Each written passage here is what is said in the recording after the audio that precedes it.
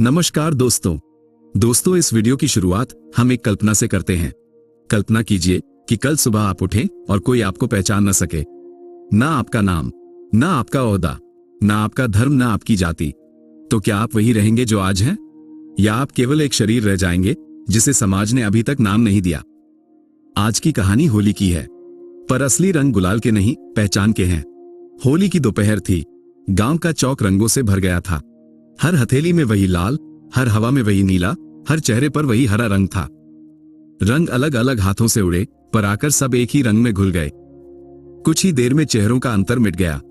जमींदार का बेटा और खेत में काम करने वाला रामू दोनों एक ही रंग में थे। किसी ने हंसकर कहा, आज तो सब बराबर हैं।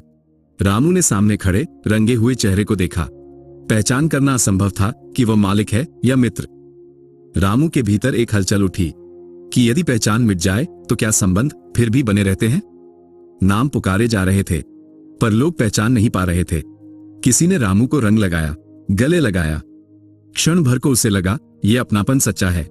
फिर मन ने पूछा, क्या यह मुझे पहचान कर गले लगा रहा है, या केवल एक रंगे हुए शरीर को? यदि चेहरा पहचान की शर्त है तो बिना चेहरे के मैं कौन हूं? उसे लगा कि होली ने सिर्फ चेहरे ही नहीं ढके, उसने सामाजिक प्रमाण पत्र हटा दिए और व्यक्तिगत अस्तित्व की सीमाओं को धुंधला कर दिया। उसे महसूस हुआ कि हमारी पहचान शायद हमारे भीतर कम और दूसरों की आंखों में ज्यादा रहती है। भीड़ में मालिक ने भी रामू को रंग लगा दिया। दोनों हंसे, कोई दूरी नहीं, कोई झिझक नहीं। पहली बार रामू ने मालिक की पीठ थपथपाई। उस क्षण एक प्रश्न उठा, यदि यह बराबरी संभव है तो यह केवल आज ही क्यों? शाम हुई, लोग नदी की ओर गए। रंग बहने लगे, चेहरे लौट आए और उसी के साथ संबोधन भी लौट आया। मालिक ने कहा, रामू इधर आ। रामू बोला, जी मालिक। रंग उतरते ही संबंध की पुरानी संरचना भी लौट आए। रामू ने पानी में अपना चेहरा देखा, फिर मालिक का चेहरा देखा। अभी कुछ देर पहले दोनों समान थे, अब फिर अलग अलग। तो सच कौन सा है? रामू के भीतर प्रश्नों का जाल फैल गया। क्या अभी जो समानता थी वह भ्रम थी, या अभी जो असमानता है वो झूठी है? क्या समाज पहचान से बना है, या पहचान समाज से? क्या रंगों ने वास्तविकता छिपाई या उसे उजागर किया? क्या हम पहचान से बने हैं, या पहचान सामाजिक अनुबंध है? एक विचार उसे भीतर से छू गया कि मनुष्य की सोच उसके सामाजिक ढांचे से बनती है। जब तक समाज हमें अलग अलग नाम, ओहदे, स्थान देता है, हम अलग अलग हो जाते हैं। पर जैसे ही ये सब हटते हैं, हम सब अभौतिक चेतना और भौतिक शरीर के मिलन से निर्मित एक समान स्वरूप, आकार और संरचना रह जाते हैं। हर शरीर समान रूप से सांस लेता है, समान रूप से हंसता है, समान रूप से भीगता है, समान रूप से दर्द महसूस करता है। होली ने असमानता खत्म नहीं की, बस उसे कुछ घंटों के लिए निलंबित यानी कि सस्पेंड कर दिया। पर यही निलंबन खतरनाक है, क्योंकि जिसने एक बार समानता अनुभव कर ली वो स्थायी असमानता को पहले जैसा नहीं देख सकता। रामू ने सोचा, रंगों ने हमें एक जैसा नहीं बनाया, उन्होंने केवल इतना किया कि पहचान का प्रमाण हटा दिया। और तब सबसे गहरा प्रश्न उठा कि यदि समाज पहचान से बना है तो पहचान हटते ही समाज कहां चला जाता है? रामू के मन में बहुत से क्रांतिकारी प्रश्न उठे। व्यक्ति की पहचान सामाजिक मुखौटों से बनी है या किसी स्थायी स्वरूप से? जब बाहर के भेद मिटते हैं तो क्या हमारा अहम भी ढीला पड़ जाता है? वो पहली बार अनुभव करता है कि यदि कोई मुझे पहचान न सके तो क्या मैं अस्तित्व में हूं? अगले दिन गांव वैसा ही था, वही भूमिकाएं, वही दूरियां, पर रामू बदल चुका था। अब जब भी वो मालिक को देखता, उसे रंगों वाला चेहरा भी दिखता। उसे याद था, ये भी मेरे जैसा ही हंसता है। अब उसके भीतर तुलना जन्म ले चुकी थी, और तुलना से असंतोष पैदा होता है। असंतोष तब जन्म लेता है जब हम अपनी वर्तमान स्थिति की तुलना किसी बेहतर संभावना से करते हैं। होली उस बेहतर संभावना को दिखा देती है, जिससे मन में यह प्रश्न उठता है कि जब हम आज के दिन बराबर हो सकते हैं तो हमेशा क्यों नहीं? समानता का अनुभव परिवर्तन का पहला बीज है। होली से पहले रामू ने असमानता को सामान्य, नॉर्मलाइज्ड मान लिया था। उसे लगा, मालिक अलग है, मैं अलग हूं, यही व्यवस्था है। जब कोई व्यवस्था स्वाभाविक लगने लगे तो उसके खिलाफ मन में प्रश्न नहीं उठते। होली ने उसे बराबरी का अनुभव कराया। कुछ घंटों के लिए कोई दूरी नहीं थी, कोई झिझक नहीं थी, कोई ऊंच नीच नहीं थी। उसने देखा, वो और मालिक एक जैसे हंस सकते हैं, एक जैसे भीग सकते हैं और एक साथ बैठ सकते हैं। यह अनुभव उसके भीतर एक नया बिंदु बना देता है कि हम बराबर महसूस कर सकते हैं। अब उसके पास दो वास्तविकताएं हैं। पहली, होली की समानता, दूसरी, रोजमर्रा की असमानता। जब मन दो अनुभवों को साथ रखता है तो तुलना पैदा होती है, और तुलना पूछती है कि जब हम एक दिन बराबर महसूस कर सकते हैं तो बाकी दिनों में दूरियां और ऊंच नीच क्यों है? क्योंकि अब असमानता प्राकृतिक नहीं लगती, वो कृत्रिम और समाज द्वारा निर्मित लगने लगती है। पहले असमानता व्यवस्था लगती थी, अब असमानता बनाई हुई संरचना दिखाई देती है। और जब मन किसी संरचना को प्राकृतिक न समझकर बनाई हुई समझ लेता है तो वो उसे चुनौती देना शुरू करता है। यहीं से असंतोष पैदा होता है। इसे दार्शनिक भाषा में समझें। यह वही प्रक्रिया है जिसे सामाजिक चिंतन में कहा जाता है कि चेतना तब बदलती है जब व्यक्ति अपनी स्थिति की तुलना किसी बेहतर संभावना से करता है। अर्थात ये वही स्थिति है जब ये प्रश्न उठता है कि जब ऐसा हो सकता है तो फिर हम ऐसा कर क्यों नहीं रहे? मतलब जब समानता प्राकृतिक रूप से अनुभव की जा सकती है तो हम करते क्यों नहीं हैं? यहां इस चैनल के राइटर गगन अनुत्तीर्ण लिखते हैं कि जब आप हो सकता है और हो रहा है के बीच अंतर को देख लेते हैं तो मन में बेचैनी पैदा होना स्वाभाविक है। इस विरोधाभास के पीछे कुछ गहरे मनोसामाजिक और राजनीतिक कारण हो सकते हैं। नंबर 1 है सुविधा का ढांचा। समानता अनुभव करना सुंदर है, लेकिन समानता में जीना कठिन है। समाज की संरचनाएं ऊंच नीच, पद, शक्ति एक तरह की सुविधा और नियंत्रण देती हैं। लोग उस नियंत्रण को छोड़ने से डरते हैं क्योंकि समानता में विशेषाधिकार, प्रिविलेजेस खत्म हो जाते हैं। नंबर 2 है पहचान का मोह। हम अपनी पहचान अक्सर दूसरों से अलग होने में ढूंढते हैं। मैं मालिक हूं, ये तब तक महसूस नहीं होता जब तक कोई नौकर ना हो। इस कृत्रिम पहचान को बनाए रखने की जिद ही हमें उस प्राकृतिक समानता से दूर रखती है। तीसरा कारण डर और असुरक्षा हो सकता है। समानता का अर्थ है सुरक्षा को खतरे में डालना। वहां कोई ढाल नहीं है, कोई ओहदा नहीं है जो आपको बचा सके। हम उस अभौतिक चेतना के स्तर पर मिलने से घबराते हैं क्योंकि वहां हम बिल्कुल नग्न और पारदर्शी हो जाते हैं। यहां गगन कहते हैं कि शायद असमानता का अनुभव करना और उसे बनाए रखना हमारी शारीरिक मानसिक जरूरत और सर्वाइवल इंस्टिंक्ट भी हो सकती है। या ये भी हो सकता है कि हमने असमानता को खुद अपनी शारीरिक मानसिक जरूरत और सर्वाइवल इंस्टिंक्ट बना लिया हो। मतलब हो सकता है कि असमानता एक कृत्रिम सर्वाइवल इंस्टिंक्ट हो। दोनों ही स्थितियों में परिवर्तन संभव है। असमानता प्राकृतिक हो या निर्मित, इसे हटाया जा सकता है। हालांकि असमानता के बजाय समानता को प्राकृतिक कहना ज्यादा तर्कसंगत है, लेकिन फिर भी अगर हम ये मान लें कि असमानता भी प्राकृतिक है तो भी इसे हटाया जा सकता है। क्योंकि मनुष्य ने अनेकों मूलभूत प्राकृतिक परिवर्तन किए हैं तो इसे भी बदला जा सकता है, लेकिन उसके लिए इसे बदलने की आवश्यकता का महसूस होना बहुत जरूरी है, जिसके लिए उस समानता के सच्चे अनुभव करने और उस अहम को, उस मैं के भाव को पूरी तरह गलाने की हिम्मत चाहिए जिसे हम वर्षों से पाल रहे हैं। समानता का अनुभव समानता होने की संभावना और असमानता का विकल्प दिखाता है। यही संभावना तुलना को जन्म देती है। तुलना से असंतोष पैदा होता है और असंतोष ही परिवर्तन की इच्छा पैदा करता है। इसका गहरा अर्थ यही है कि जब किसी ने क्षण भर भी बराबरी और समानता को जी लिया तो वो व्यक्ति स्थायी असमानता को चुपचाप स्वीकार नहीं कर सकता। होली ने रामू को बराबर नहीं बनाया, पर उसे दिखा दिया कि बराबरी का अनुभव संभव है। दोस्तों, यहां गगन अनुत्तीर्ण एक विचार सामने रखते हैं कि मनुष्य जैसा जीवन जीता है वैसी ही उसकी सोच बनती है।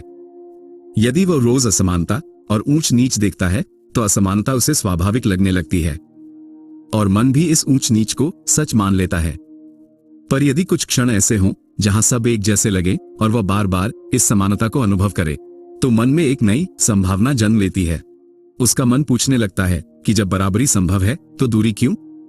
होली व्यवस्था नहीं बदलती, पर मन में एक अनुभव छोड़ जाती है। और गगन के अनुसार अनुभव विचार से अधिक शक्तिशाली होता है, क्योंकि यदि समानता केवल विचार हो तो ये कमजोर है, पर यदि समानता अनुभव बन जाए तो वो संरचना और सिस्टम को चुनौती दे सकती है। होली क्रांति नहीं है, पर क्रांति की चेतना का अभ्यास है। रामू ने पहली बार समझा कि सोच किताबों से नहीं बदलती, अनुभव से बदलती है।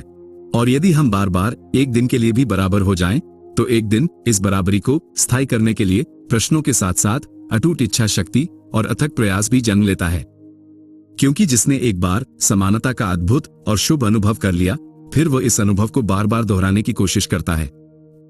गगन अनुत्तीर्ण के अनुसार समानता केवल जैविक संरचना, एक जैसा शरीर या मानसिक संरचना तक सीमित नहीं है।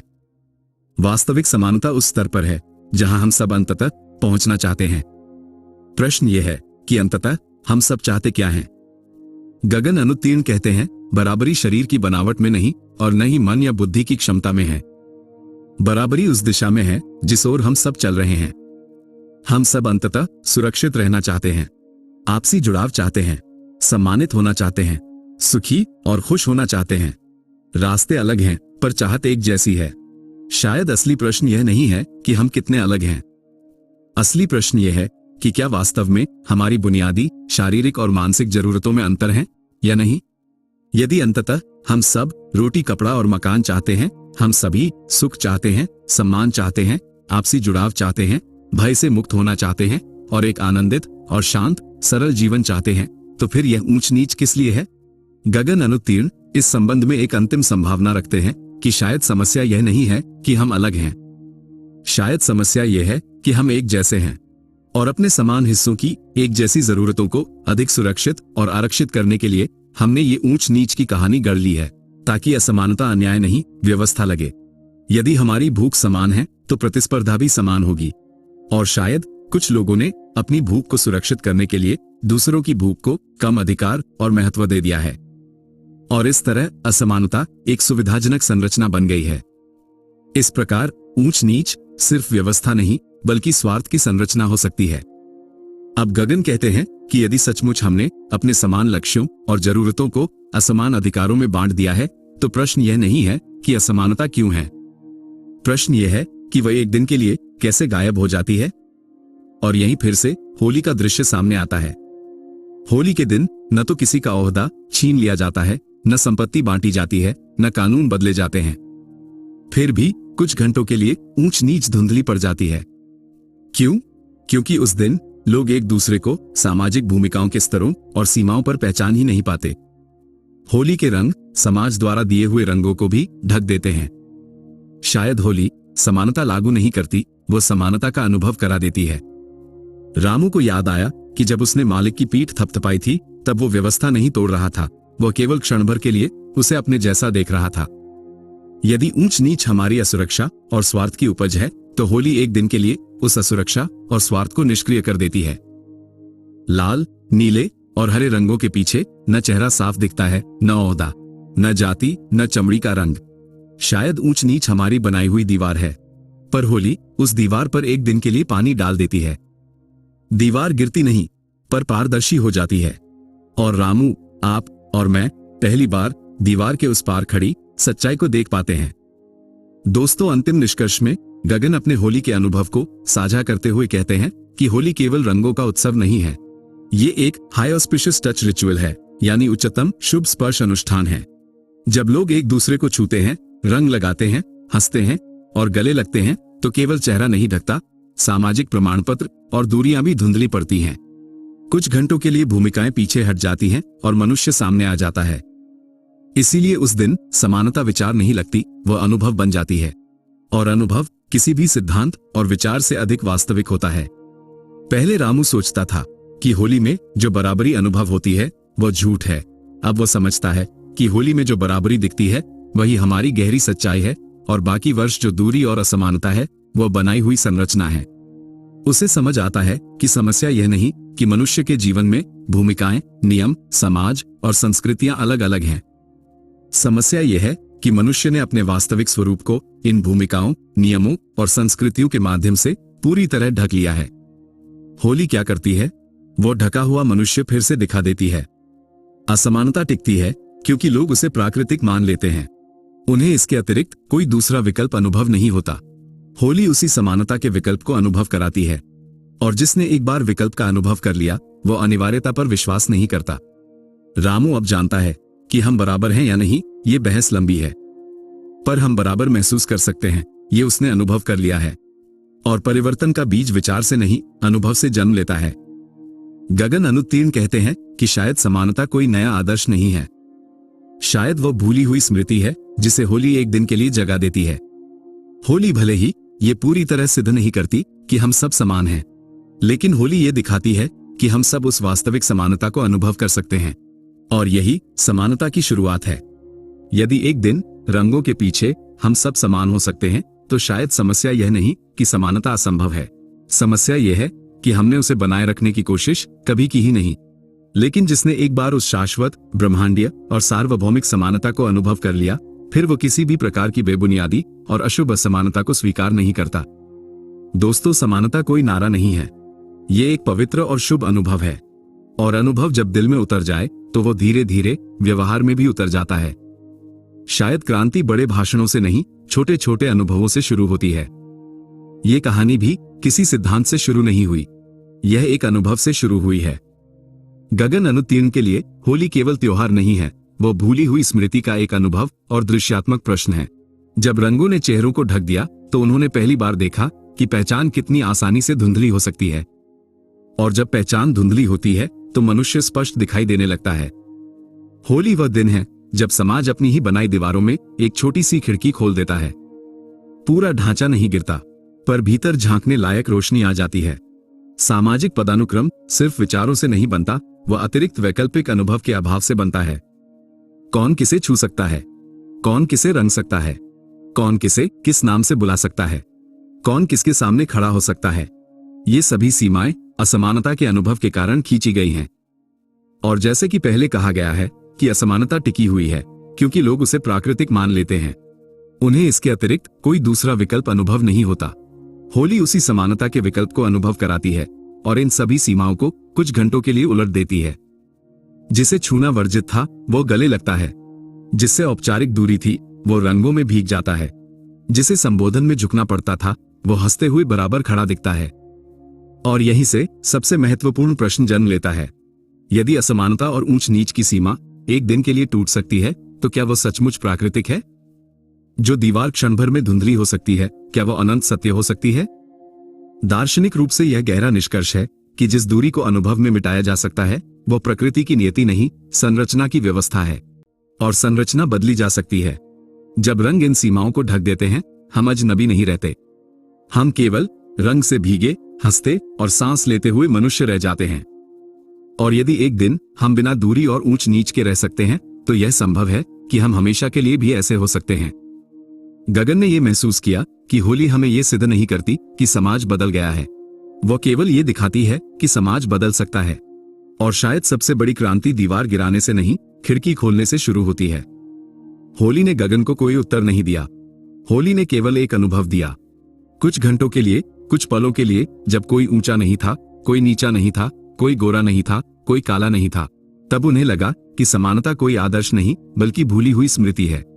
हमारी असली पहचान तभी सामने आती है जब हम इस दुनिया और समाज द्वारा दी हुई सारी उपलब्धियां, नाम, ओहदे, स्वरूप और बंधनों से परे जाकर खुद को देखते हैं। तब हमें पता चलता है कि अंतर हमारे भीतर नहीं बल्कि हमारे द्वारा पहने गए सामाजिक कपड़ों और मुखौटों में है।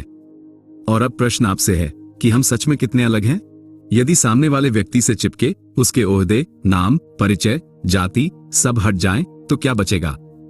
शायद एक मनुष्य जो आपकी तरह ही इस दुनिया में आया है और आपकी तरह ही दुनिया से जाएगा, जो आपकी तरह ही सुख दुख को अनुभव करता है, जो आपकी तरह ही डर को अनुभव करता है, जो आपकी तरह ही सम्मान चाहता है, जो आपकी तरह ही खुश होना चाहता है। यदि यह सच है तो फिर इतनी दूरी क्यों, इतनी असमानता और ऊंच नीच क्यों? गगन कहते हैं कि जब आप होली पर किसी को रंग लगाएं तो याद रखिए, आप केवल उसके चेहरे पर रंग नहीं लगा रहे, आप अपने और उसके बीच की दूरी और असमानता को भी धुंधली कर रहे हैं। आप एक भुलाई जा चुकी शुभ स्मृति को जगा रहे हैं जिसके अनुसार हम सब पहले जीव हैं, फिर मनुष्य हैं, फिर समाज, नाम, ओहदे और भूमिकाएं हैं। और शायद शुभ परिवर्तन की शुरुआत यहीं से होती है। तो दोस्तों, याद रहे, इस होली रंग केवल चेहरों पर न लगे, मन की दूरियों पर भी लगे। जहां संबंध सूख गए हैं वहां थोड़ी नमी पहुंचे। जहां जाति, ओहदे, काम आदि का भेदभाव है वहां एक जैसा रंग बिरंगा दृश्य दिखे। जहां अहंकार दीवार बन गया है वहां एक छोटी सी खिड़की खुले। क्योंकि गगन के विचार में जब समाज की बनाई दीवारों में एक छोटी सी खिड़की खुलती है तो अंदर आने वाली रोशनी पूरे अंधेरे को चुनौती देने के लिए काफी होती है। आप सभी को होली की हार्दिक शुभकामनाएं। आपका जीवन रंगों से भरा रहे, पर सबसे अधिक मानवता, सम्मान और संवेदनशीलता के रंग से। दोस्तों, अंत में गगन अनुत्तीर्ण के उस कथन को फिर से दोहरा रहा हूं कि अनुभव किसी विचार या ज्ञान से अधिक शक्तिशाली होता है। समानता के बारे में किताबें पढ़ना एक बात है, लेकिन एक दिन के लिए ही सही, किसी के बराबर खड़े होकर हंसना और गले मिलना एक अद्भुत और शुभ अनुभव है। और जिसने समानता को जी लिया, फिर वह असमानता को सामान्य, जरूरी या व्यवस्था कहकर स्वीकार नहीं कर सकता। दोस्तों, यदि ये वीडियो आपको अच्छी लगी और यदि इसने आपको सोचने पर मजबूर किया, तो इस वीडियो को लाइक करें। अपना अनुभव कमेंट में लिखें। क्या आपने भी कभी समानता को महसूस किया है? और यदि आप ऐसे ही गहरे, दार्शनिक, मानवीय और विचारोत्तेजक वीडियोस चाहते हैं, तो हमारे इस चैनल को सब्सक्राइब करें और इस विचारों को आगे बढ़ाने के लिए इस वीडियो को दूसरों से शेयर करें, क्योंकि परिवर्तन अक्सर एक विचार से नहीं, एक साझा अनुभव से शुरू होता है। मिलते हैं अगली वीडियो में एक और गहरी, दार्शनिक, मनोवैज्ञानिक और विचारोत्तेजक चर्चा के साथ। तब तक के लिए गहराई से सोचते रहिए, ईमानदारी से महसूस करते रहिए और क्वेश्चनली रिच बने रहिए। क्योंकि इस चैनल के राइटर गगन अनुत्तीर्ण कहते हैं कि अंतिम उत्तर एक प्रश्न ही होगा।